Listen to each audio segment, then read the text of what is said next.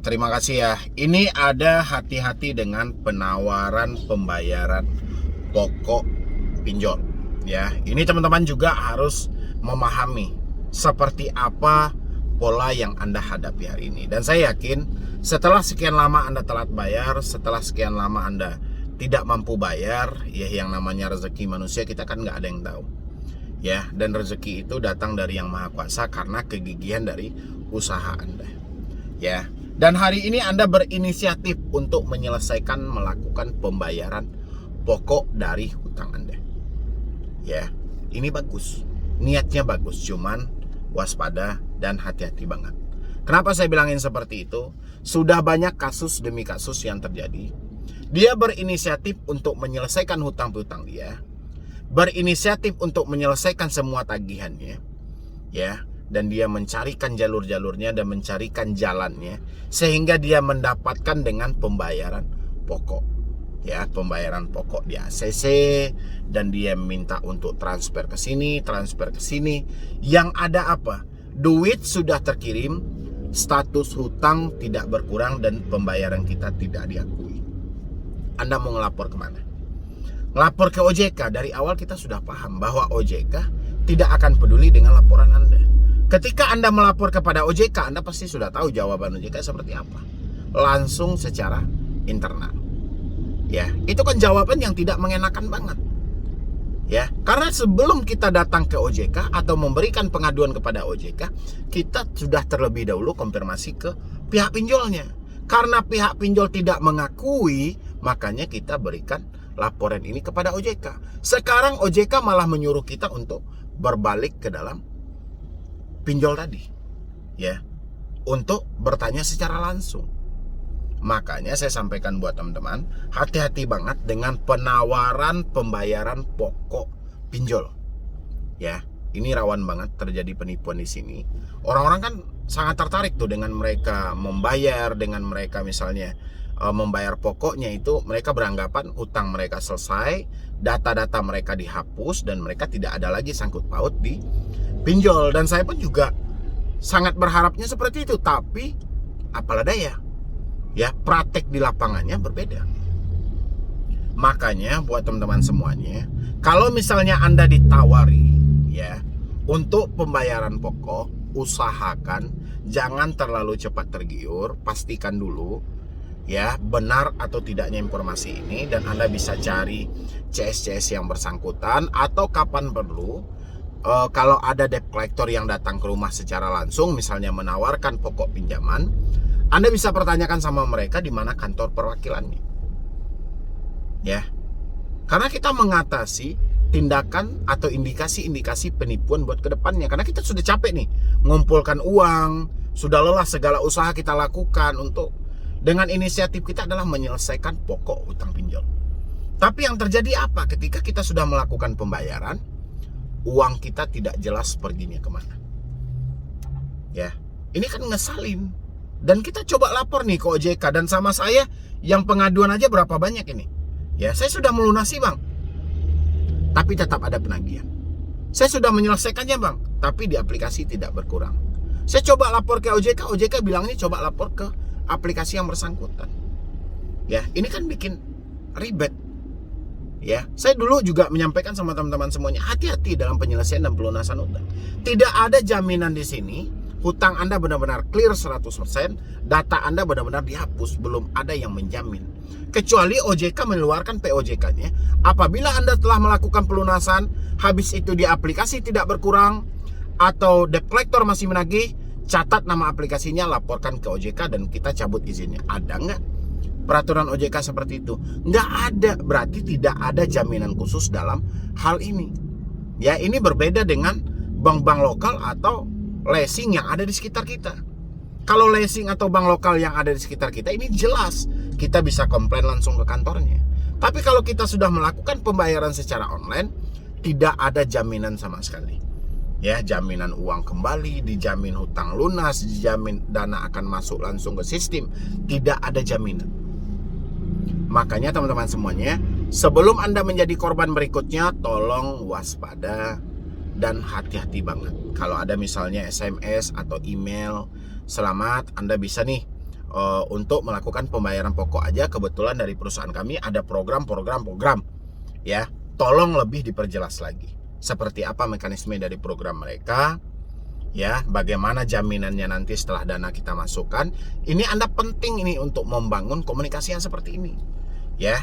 Jangan seperti yang sudah-sudah Anda ngirim email ke saya, habis itu Anda nyampaikan ini dananya tidak masuk, ya, kata si pihak aplikasi.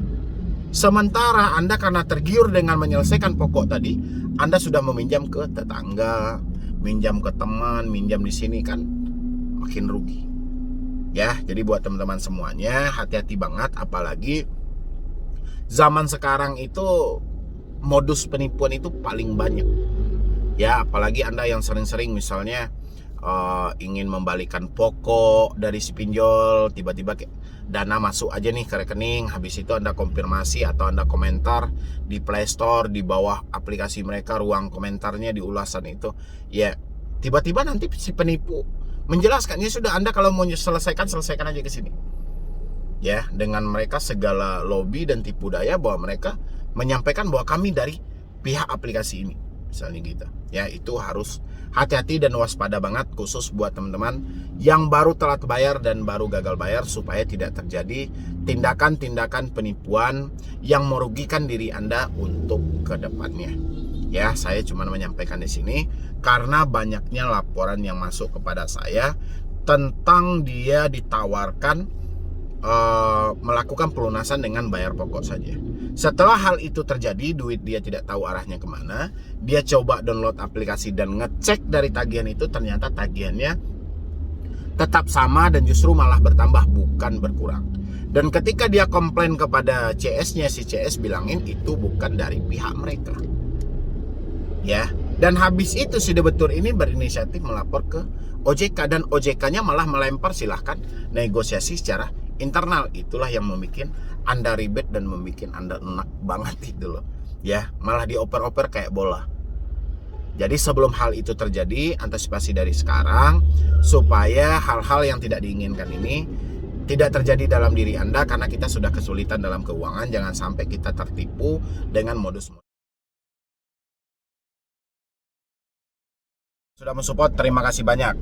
Modus penipuan di dalam komentar kolom YouTube Solusi Hutang, ya, atau di kolom komentar, kok terbalik ya, komentar kolom.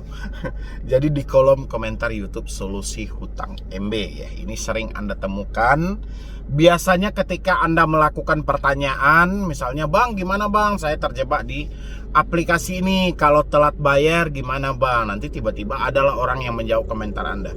"Oke, kami adalah admin Solusi Hutang, hubungi kami di nomor ini," supaya kita bisa berbicara lebih lanjut. Saya sampaikan, admin saya tidak pernah mengisi atau menyebutkan nomor telepon mereka di dalam kolom komentar. Nomor yang kami gunakan saat ini, kalau untuk Anda konsultasi secara gratis, nomornya ada di layar YouTube ini, bukan di kolom komentar dan bukan juga di dalam deskripsi channel, tapi ada di sini. Kalau Anda ingin bergabung di dalam grup WhatsApp, Anda tinggal gabung aja, tinggal klik tombol gabungnya, ada di dalam YouTube ini juga. Ya, jadi tidak ada cerita saya admin dari Medibroni, ini tidak ada cerita dalam hal itu. Ya, saya sampaikan buat teman-teman semuanya, dan nomor kami itu kalau untuk konsultasi cuma satu. Lain hal kalau Anda masuk diskusi khusus, Anda mendapatkan nomor saya, tapi itu bukan melalui kolom komentar, ya, bukan melalui ajakan "coba hubungi kami di via WhatsApp, ini nomornya." Ya, nanti kami bantu kok, saya juga adminnya. Ya, jadi Anda jangan sampai tergiur dengan hal-hal itu di dalam kolom komentar ketika Anda bertanya.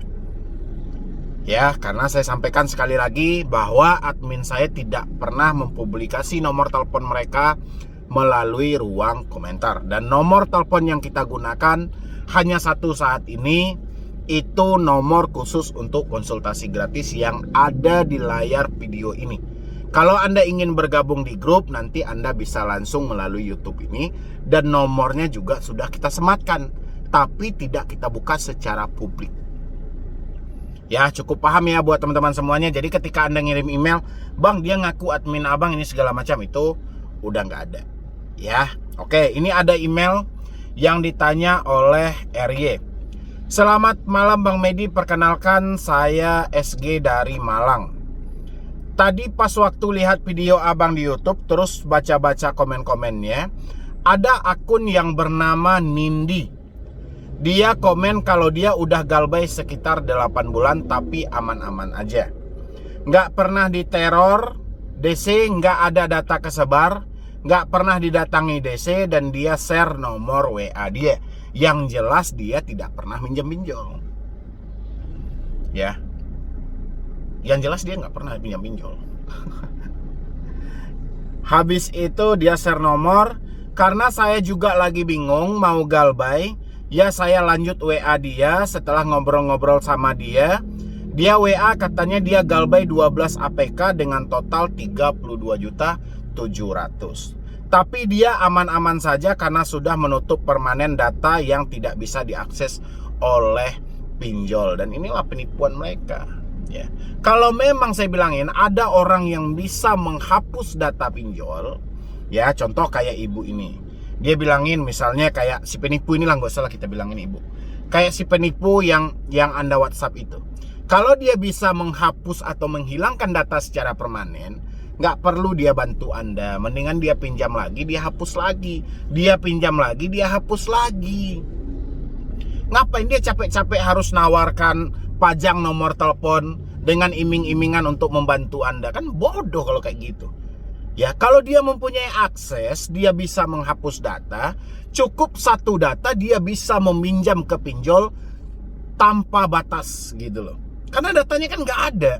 Tidak ada data blacklist, tidak ada data yang sedang di-tag oleh pinjol dan lain sebagainya. Itu logikanya gitu loh.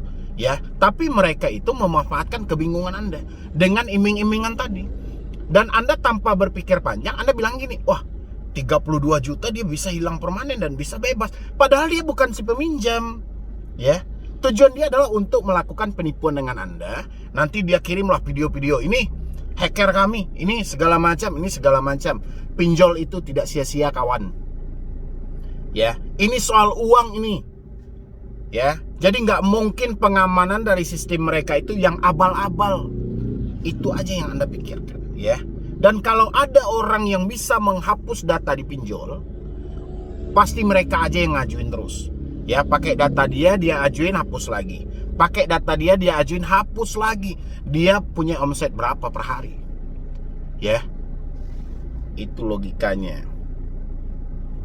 Setelah saya tanya, katanya adiknya bekerja di Wisma Mulia 2, ada di Jakarta. Di kantor tersebut bisa off-kan seluruh data, bahkan email. Karena saya tertarik, saya tanya gimana caranya. Terus dia jawab kalau dia bisa bantu, tapi biayanya 350.000. Kira-kira menurut abang seperti itu benar adanya atau cuma penipuan? Jelas itu penipuan. Ya, 350.000 mendingan dia ajuin pinjol kalau dia memang benar bisa menghapus data.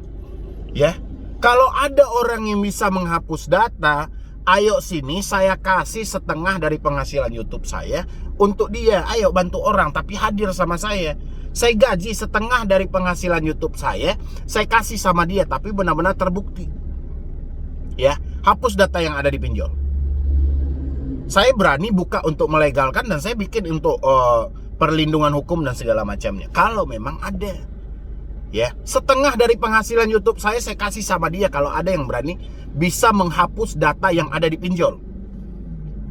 Ya, jadi nggak usah dengan 350.000 ini receh banget. Ini penipu kelas teri gitu loh. Ya, hanya memanfaatkan kebingungan Anda dengan iming-iming segala macam. Giliran dapat uang 350.000, udah kabur, udah itu. Ya, kalau nggak diminta 350.000 per aplikasi. Kalau ada aplikasi Anda 10, 3,5 juta. Ini kan terlalu receh gitu loh. Ya, jadi jangan sampai tergiur hal-hal itu. NB untuk screenshotnya chat saya sama dia saya lampirkan ya bang, mohon dikoreksi. Oke, saya lihat chatnya. Oh, ini chatnya ya. Oke, saya munculkan. Iya, kalau cara aku sih Kak ya, ya kayak gini, kalau awal saya mau galbay ada juga yang udah galbay. Jadi saya langsung proses reset dan format semua data yang aktif, sama nomor IMEI perangkat HP juga akses udah saya blokir. Jadi semua data yang tersimpan atau terdaftar di APK tersebut benar-benar udah dinonaktifkan. Jadi nggak akan pernah lagi neror atau sebar data. Selama ini juga nggak pernah datang Kak. Nah, kenapa saya bisa benar-benar aman gitu? Jadi setelah reset itu saya langsung konfirmasikan data saya buat diamankan di kantor Wisma Mulia 2, Kak, supaya apa ya? Supaya selama kita galbay nggak akan pernah ada masalah apapun yang bakalan kita hadapi. Jadi sekarang saya tinggal fokus meniti hidup yang lebih baik, jauhi dari riba. Ini jelas penipuan. Nanti saya coba telusuri nanti buat admin ya yang ada di Jakarta, nanti boleh coba ditelusuri tentang kantor yang katanya Wisma Mulia 2 ya. Tapi ini di mana ya kantor Wisma Mulia 2 ini? Coba nanti saya coba koordinasikan dengan admin dulu ya, karena admin juga banyak berada di daerah Jabotabek. Ini penipuannya seperti apa ini lagi ya. Yang penting buat teman-teman semuanya, hati-hati banget ya, ini kantor Wisma Mulia itu kantor di mana data pinjaman kita terdaftar Kak. Jadi minta konfirmasinya ke sana supaya bisa dibersihkan dan supaya nggak masalah Kak, nggak mungkin ya, nggak akan mungkin. Jadi ini hati-hati banget buat teman-teman semuanya ya. Iya Kak, sistem pakai data PC dulu dihubungkan. Soal bantu gimana ya Kak, bukan saya nggak mau, saya cuma nggak mau salah paham aja. Bisa sih, bisa Kak, tapi prosesnya kayak gitu, kena biaya 350 Kak. Semuanya supaya benar-benar aman dan nggak bermasalah. Bukan aku aja sih, udah banyak Kak. Maaf sebelumnya ya Kak, ini jelas penipuan, ini penipuan banget. Pokoknya nanti kita coba cek ya. Jadi buat teman-teman semuanya ini hati-hati banget. Buat yang selalu bertanya di kolom komentar, atau ada orang-orang yang sengaja menyematkan nomor handphone mereka supaya Anda hubungi dengan iming-iming dia bisa membantu Anda menyelesaikan utang-utang pinjol ini. Semuanya itu adalah modus penipuan yang jelas mereka mengharapkan timbal balik, yaitu keuntungan dari dalam diri Anda. Ya, soal penghapusan data ini segala macam tidak ada. Makanya saya berikan logikanya tadi, kalau ada orang yang bisa menghapus data, dia nggak membutuhkan menghapus data Anda. Mendingan dia aja menggunakan data mereka meminjam di pinjol, hapus lagi datanya, pinjam lagi, hapus lagi, pinjam lagi, hapus lagi. Kapan perlu bagi hasil dengan orang yang memegang semua data pinjol menurut versi dia itu. Itu jelas pembodohan yang cukup luar biasa, dan korbannya pun ya hanya orang yang sedang panik, orang yang sedang stres. Itu adalah korban awal dari mereka.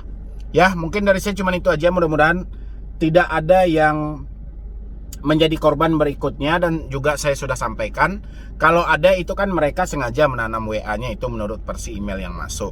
Itu ada yang lebih parah lagi ya, ada beberapa email lagi tapi saya nggak bacakan.